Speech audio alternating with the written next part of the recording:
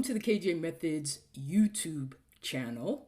We've been away for a while. So busy over here at the KJ Method. Lots of people passing their state exams, as well as doing a live boot camp we've been working on. And that's where we meet the students for an intensive 2-day, quote unquote, cram course, but we call it a boot camp. And so that's what we've been busy doing. But here we go, back at the KJ Method, and what we're going to do today is a test, because I know you guys like going over exams. So here we go. First question: John owns a property on a non-navigable stream. What kind of right does he have in the stream, and where does his property line end? Well, this is really just pure definitional. You should know that anytime you see stream or river, it would be a riparian right. So you're in A, C, or D. You're going to immediately get rid of B. And riparian rights go to the center of the stream. So that's pure definitional. You just need to know that one. Next one. There were several liens recorded on a particular home. The liens were a special assessment, federal income tax lien, first mortgage lien, and that lien was recorded before any of the other liens. So in what order will the liens be paid? Well, you should always remember that what? Property tax liens have priority. Property tax liens come in two different portions, right? It can be an ad valorem or your special assessment. So I'm looking for that first. Look, it's right there at D. A lot of times I tell students that I want them to anticipate what the answer is going to be on the question. So do not use the answers to answer the question. Look at the question first and start thinking of what topic you're in and what you know about that topic. John, Jill, and Jane own property as joint tenants. Jane decides to sell her portion to Jim, but did not get consent from John or Jill. The result of this transfer. So what do we know about joint tenants? We know it has the right of survivorship, and we know that you can transfer your portion while you are alive, and you do not need consent to do that. So the result of this transfer would be John, Jill, and Jim each own 33%. However, only John and Jill are joint tenants, because this new person coming in cannot be a joint tenant because we have broken the unities of title, which are also known as PIT. Number 4, Mary decides to purchase an above-ground swimming pool. She builds a custom deck around the pool. A year later, she decides to sell her home. She wants to take the above-ground pool with her. Can she do it? Well, what do you think? You see that word custom deck. We know that they're testing fixtures or modification, and normally it's going to be no. She is not going to be able to take it because it is most likely now going to be considered a fixture. And so that would be A. Number 5, Mr. Brown gave Mr. Smith permission to use his lake for fishing anytime he wished. When Mr. Brown decided to sell his property 2 years later, the new owner requested that Mr. Smith no longer use the lake. What's the probable outcome? You should be thinking permission. So you should be thinking that this is probably more than likely a license. And what do we know about licenses? Licenses are revocable anytime.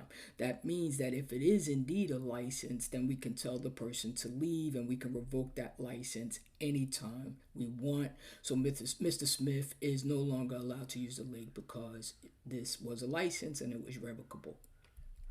6, in order for there to be a valid deed conveyance, right? A conveyance of a deed, a valid deed conveyance, the deed must be what?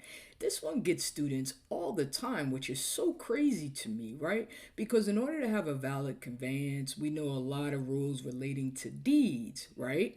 But signed by the grantee, no, the grantee never signs the deed. Accepted by the grantor, they don't accept the deed. They're the conveyor of the deed. Recorded by the grantee, maybe. Delivered to the grantee. Okay, and so delivered to the grantee. And the only reason why I said recorded by the grantee is because we know that it is not required for it to be recorded.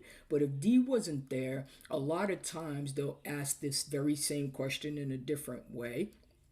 right? Where it doesn't say delivered, but it says recorded. And just understand, if they recorded it, then that means that it must have been delivered to them. But on this one, since they have delivered to the grantee is the better answer.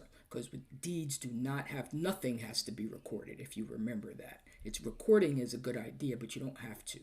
Mary and Jane owned a property together as joint tenants. Jane travels to the Maldives and doesn't return. After a prolonged search, it's determined that Jane cannot be found. Mary decides that she wants to now sell the property. What is her best course of action? Well, essentially, what we're saying is Jane is now unavailable, right? So Mary wants to essentially get this property in her name, but how does she do it? Because we don't know definitively that Jane is dead. We're kind of like saying she's presumed dead, right? And so in this case, the best thing for her to do would be to quiet the title in Mary's name. She's going to go to court. Essentially, the court's going to say, hey, I need proof. Yeah, so forth. Yeah, probably Jane is never coming back. She's unavailable, so we need to in order for us to clear this claim, clear this cloud, which Jane would be on the title, but she's unavailable. She can't sign. We're going to quiet the title. All right, number 8. The county is trying to figure out the ad valorem tax rate to be paid by all property owners in the county. Mr. Brown is unhappy with the assessment attributed to his home, so should appeal to who? This is pure definition. Board of Arbitration. That's it. That's pure definition. You got to know that. Remember what I have said many, many times. If it's pure definition, you have to know it. That's the low-hanging fruit question. You cannot afford to get those wrong. In which situation would a fair housing violation result?